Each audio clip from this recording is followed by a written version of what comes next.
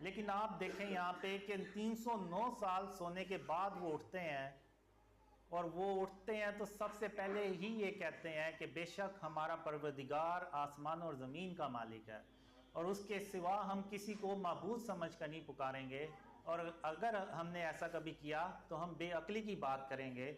और इन लोगों ने अल्लाह के सिवा और माबूदों को बना लिया है, और ये उनके बारे में खुली दलील क्यों नहीं लाते?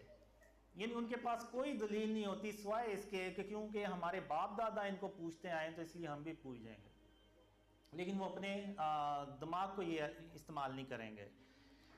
फिर आप देखें हज़रत लुकमान का अल्लाह ने ज़िक्र किया कुरान में। उनका भी अल्लाह ने कोई इस तरह से बयान नहीं किया कि वो बहुत इबादत गुजार थे, परहेजगार, बहुत इबादतगार थे। वहाँ भी अल्लाह ने उनकी जो क्वालिटी बयान की तो वो यही बयान की शिर्क के ऊपर, और उन्होंने अपने बेटे से कहा कि शिर्क कभी मत करना, शिर्क तो बहुत बड़ा जुल्म है, इन्न शिर्क लजुल्मुन अजीम। और यही बात अल्लाह को पसंद आई, और अल्लाह ने सूरह यानी उनके नाम से एक पूरी सूरत उतार दी, यानी सूरह लुकमान के नाम से पूरी सूरत उतार दी। तो ये अगर हम देखें तो कुरान में अल्लाह ने वाज़िया तौर पे बयान किया हुआ है कि जिसने भी शिर्क पे ज़्यादा सख्त स्टांस लिया, ज़्यादा अपने आप को शिर्क और उसकी इक़साम से बचाया, तो अल्लाह ने उनको उतना ही बड़ा दर्जा अता फरमाया अपनी रहमत से। तो अब मुझे कुछ ड्रीम्स भी आए हुए हैं एंड ऑफ टाइम से रिलेटेड, इवन क़यामत के दिन से भी मुताल्लिक। अब एक क़यामत के दिन का ख्वाब है, उसमें यह होता है कि मोहम्मद सल्लल्लाहु अलैहि वसल्लम जो हैं, क़यामत के दिन यानी इतना अहम दिन है, और मोहम्मद सल्लल्लाहु अलैहि वसल्लम सहाबा से मिलने से पहले हमसे मिलने आते हैं। यानी जो हम खड़े होते हैं, मैं और मेरे साथ जो लोग होते हैं उनसे मिलने आते हैं, और इन पर्सन मिलते हैं, सबसे एक एक से मिलते हैं, जैसे मैं अभी आपसे मिला हूँ। तो इस तरह सबसे वो मिलते हैं। तो वो उनसे कहते हैं कि जिस तरह आपने दुनिया में कासिम के साथ रहे, जो भी किया, तो आज अल्लाह जो है वो आपको खुश कर देगा। तो अब मैं उस ड्रीम में ना हैरान और परेशान हो रहा होता हूँ कि आखिर हमने दुनिया में ऐसा क्या काम किया होगा कि आज के इतने अहम दिन में हज़रत मोहम्मद सल्लल्लाहु अलैहि वसल्लम खातमुन नबिय्यीन सहाबा से मिलने से पहले हमसे मिल रहे हैं। और सहाबा जो चार बड़े सहाबा हैं खुलफाए राशिदीन, वो हमारी तरफ देख रहे होते हैं और ऐसी निगाहों से देख रहे होते हैं कि आखिर ये लोग कौन हैं कि आज के दिन मोहम्मद सल्लल्लाहु अलैहि वसल्लम इनसे मिल रहे हैं, और इनसे पहले मिल रहे हैं, हमसे नहीं मिल रहे। तो उससे मुझे नहीं पता चला कि आखिर ये हम दुनिया में ऐसा क्या काम करेंगे जो अल्लाह और मोहम्मद सल्लल्लाहु अलैहि वसल्लम हमसे इतना खुश होंगे। तो ये कई साल तक मेरे जहन में बस सवाल ही रह गए, और उसके बाद भी मुझे काफ़ी ड्रीम्स आए जिसमें एक काफ़ी मैं जिक्र भी करता हूँ इन लोगों से कि ट्रेन का, कि हम ट्रेन पे जा रहे होते हैं ईसा अलैहिस्सलाम से मिलने। तो मैं कहता हूँ कि आखिर ये जो ट्रेन पे जो लोग जाते हैं ये कौन लोग होंगे? तो अल्लाह यानी उनको कैसे चुनेगा, या क्या इनका वो चुनने की जो बुनियाद है वो क्या होगी, म्यार क्या होगा चुनने का? तो अब मुझे समझ आई जब मैंने ड्रीम शेयर करना शुरू किए, जब शिर्क और उसकी इक़साम के बारे में बताना शुरू किया। तो और एक ड्रीम में अल्लाह ने मुझे ये भी काफ़ी ड्रीम्स में अल्लाह ने मुझे ये भी कहा कि कासिम मैं तेरी सिर्फ इसलिए मदद कर रहा हूँ कि तूने अपने आप को शिर्क और उसकी इक़साम से बचाना शुरू कर दिया। तो अब मुझे ये समझ लगी है कि बेसिकली हम जो ये शिर्क और उसकी इक़साम का जो पैगाम दुनिया में फैला रहे हैं और पूरी उम्मत को दे रहे हैं कि जो शिर्क है ये सबसे बड़ा जुल्म है, और ये दुनिया सब जुल्म से भर चुकी है। और अब इस जुल्म से भरी हुई दुनिया को अल्लाह की मदद से और उसकी रहमत से हम जब ख़त्म करेंगे इस जुल्म को, और फिर हज़रत और फिर ख़ातमुन नबीयीन मोहम्मद सल्लल्लाहु अलैहि वसल्लम का जो सच्चा इस्लाम है वो फैलेगा, तो फिर ये दुनिया अमन से भरती है। और ये बेसिक तो ये कि ये जो जुल्म है ये अल्लाह की मदद से हम करते हैं, ख़त्म करते हैं। तो अल्लाह जो है ना वो इस अमल से हमारे इस अमल से खुश होता है, और यही वो वजह बनती है कि अल्लाह के रसूल सल्लल्लाहु अलैहि वसल्लम क़यामत के दिन सहाबा से मिलने से पहले हमसे मिलते हैं। तो इसलिए जितनी भी स्पीचेस होती हैं, जितना भी इंटरव्यूज़ होते हैं, मैं पूरी कोशिश करता हूँ कि शिर्क के बारे में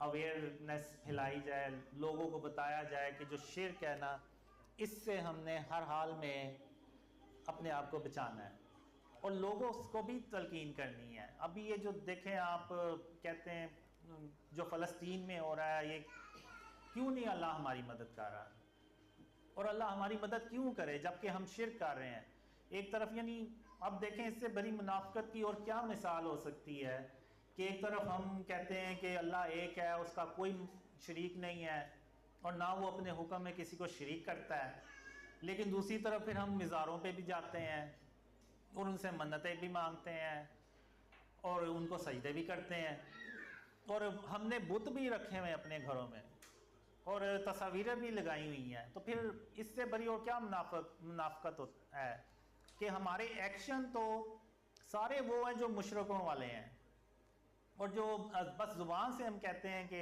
अल्लाह एक है और उसका कोई शरीक नहीं है। अब जो काफ़िर लोग हैं, वो जो बुत बनाते हैं बातिल खुदाओं के, वो क्या कहते हैं कि ये वो मानते हैं बेसिकली कि अल्लाह एक है, लेकिन वो उन बुतों को अल्लाह के साथ शरीक ठहराते हैं कि ये अल्लाह के यहाँ मकबूल हैं और ये हमारी सिफारिश कर सकते हैं। तो बेसिकली वो ये करते हैं। तो अगर आज हम ये जो मज़ारों पे इधर उधर जाके करते हैं, बेसिकली हम वही कुछ कर रहे हैं जो काफिर करते हैं, लेकिन बस उसका तरीका कुछ हो रहा है, लेकिन चीज़ वही है। तो इसलिए जो ख़ातमुन नबीयीन हज़रत मोहम्मद सल्लल्लाहु अलैहि वसल्लम ने हज़रत अली रज़ी ताला अन्हु को जो मिशन दिया था वो यही था कि जितनी भी कब्रें हैं उन सबको बराबर कर दें, और जितने भी बुत और तस्वीरें हैं उन सबको ख़त्म कर दें। और हदीसों में भी है कि जिस घर में तस्वीर होगी वहाँ पे अल्लाह की रहमत के फरिश्ते नहीं आएंगे। तो इसलिए हमें जो है ना वो इस चीज़ पे फोकस रखना है कि जब तक हम अपने आप को शिर्क और उसकी इक़साम से नहीं बचाएंगे, अल्लाह जो है ना वो हमारी मदद नहीं करेगा। अभी इसी साल के शुरू में मैं अल्लाह से यानी कहता हूँ कि अभी तक जो है वो ड्रीम्स वैसे नहीं फैले जैसे कि फैलने चाहिए थे। तो फिर अल्लाह ने मुझे कहा कि कासिम, जब तक तुम शिर्क को नहीं ना ख़त्म करोगे तो तब तक मेरी मदद तुम तक नहीं आएगी। अब हुआ ये था कि कुछ अखबारें थीं वो मेरे कैबिनेट में पड़ी हुई थी और मैं भूल गया था कि मेरे कैबिनेट में वो अखबारें पड़ी हुई हैं। तो उस ख्वाब में बेसिकली अल्लाह मुझे कहता है कि कासिम, जब तक तुम इन अखबारों को ख़त्म नहीं ना करोगे तो तब तक मेरी मदद तुम भूल जाओ कि मेरी मदद तुम तक आएगी। तो फिर मैंने कहा कि मेरे ये कैबिनेट में अखबारें कहाँ से आ गई हैं, मेरे तो कैबिनेट में नहीं थी। तो फिर मैं ड्रीम में मुझे ख्याल आता है कि हाँ, वो जो मेरे न्यूज़पेपर में इंटरव्यूज़ छपे थे तो वो अखबारें मेरे कैबिनेट में पड़ी हैं, लेकिन फिर मैं कहता हूँ कि नहीं, मुझे उनकी ज़रूरत है तो वो मैं रख सकता हूँ।